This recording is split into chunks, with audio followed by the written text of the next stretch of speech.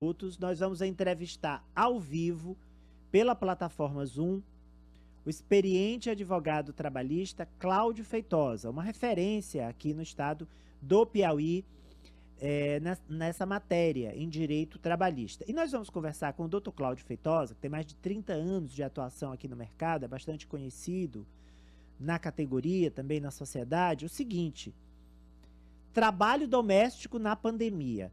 O Brasil tem a maior quantidade de trabalhadores domésticos do mundo. São mais de 6 milhões de trabalhadores domésticos. E 93% deles são mulheres. A maioria, né, são as empregadas domésticas. Nós temos uma lei federal, até recente, que regula a atividade, mas na pandemia, esse trabalho, esse tipo de atividade ficou meio embaralhada, né? Porque não tem como fazer home office, não tem como fazer remoto. A pessoa tem que ir para casa. E aí, tem que pagar insalubridade, tem como exigir que a pessoa durma na casa, e ainda tem, nesse bojo, os cuidadores de idosos que pleiteiam no Congresso serem reconhecidos como uma profissão à parte. Vamos tirar nossas dúvidas todas com o doutor Cláudio Feitosa, já agradecendo a ele pela disponibilidade de conversar conosco. Doutor Cláudio, vamos começar pelo básico. Qual é a lei que regulamenta o trabalho doméstico no Brasil? Muito bom dia. Bom dia. Bom dia, Arimaté. É um prazer estar aqui. Obrigado pelo seu convite. E o que nós temos, bom dia, telespectadores, né? O que nós temos é o seguinte: atualmente, o que rege a relação doméstica é a Lei Complementar número 150, que é de 2015. Até ao momento dessa lei, os domésticos eram relegados assim, um segundo plano, eram como se fosse um contrato bem subserviente, não existia limite de horário, não existia o deferimento de alguns valores ou algumas parcelas que eram concedidas aos empregados normais, tá certo?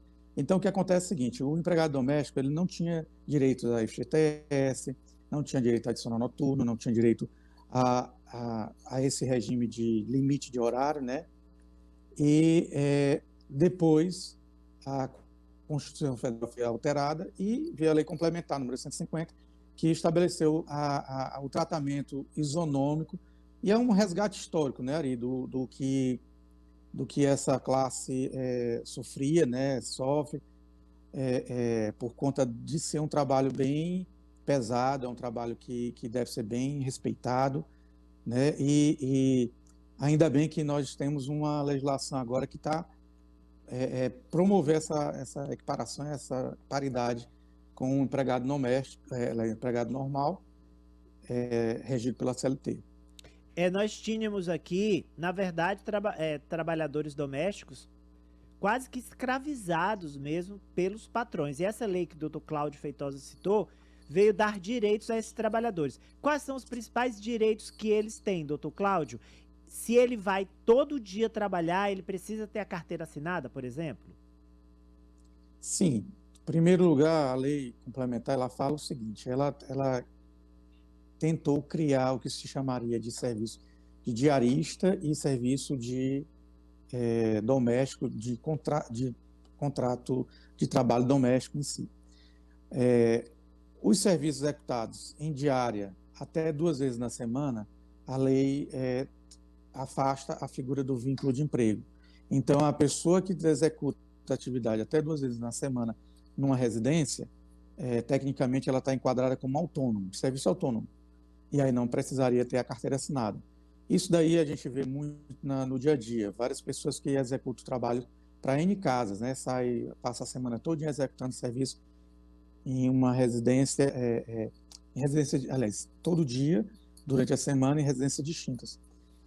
Quando o empregado trabalha mais de 2 dias na semana, aí sim, aí precisa da figura da assinatura da carteira, do contrato de trabalho e a obediência dos limites, né, dos direitos que são conferidos aos empregados normais, como salário mínimo ou piso da categoria, no mínimo, né, a questão do limite da jornada, o FGTS, o recolhimento da Previdência, as férias do 13º, o descanso semanal remunerado, entre outros.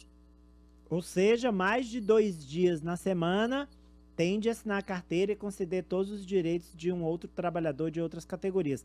Agora, na pandemia, doutor Cláudio, apareceram situações com maior potencial de conflito entre trabalhadores domésticos e empregadores? Sim, não resta dúvida que a pandemia está fazendo com que todo mundo repense no que está acontecendo, né? Principalmente nessas relações, todas as relações relações principalmente de contrato de trabalho e contrato doméstico. Por quê? Porque conforme a gente vê, né? Nossa cultura ainda é muito de serviços, desses serviços domésticos.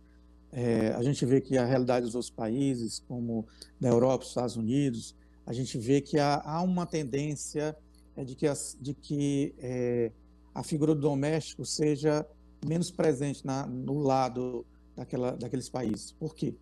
Porque lá os moradores, normalmente, eles têm a cultura de executar esses serviços que são serviços mais pesados, de limpeza de casa, de preparar o alimento, tá certo? E até mesmo de vigilância da residência. E o que acontece é o seguinte: nosso país, né, ter uma tradição latina, uma forte cultura, traço da nossa colonização portuguesa, eles tinham muitos serviçais, muitos empregados. Tanto é que a gente conviveu com o regime escravocrata até bem pouco tempo, né? Porque há pouco mais de um século que houve a libertação dos escravos, né? E ainda hoje, infelizmente, a gente vê muitos serviços escravos sendo executados. De vez em quando o Ministério do Trabalho observa, inclusive constata ou faz buscas e localiza atividades escravocratas em alguns rincões do país. E na questão doméstica, né, havia muito aquela situação de empregados virem do interior para as residências para executar aquele serviço, normalmente pago com valores módicos, ou então só pelo um prato de comida, ou de ter um local para morar. E o que acontece é que o que nós temos é que essa foi uma realidade de pouco tempo atrás. E estávamos vivendo 5 anos de igualdade entre o regime do trabalhador doméstico ao regime do trabalhador normal.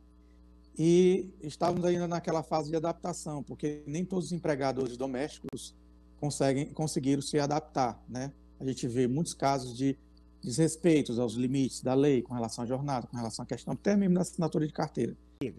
Não há como ter serviço de home office de serviço doméstico.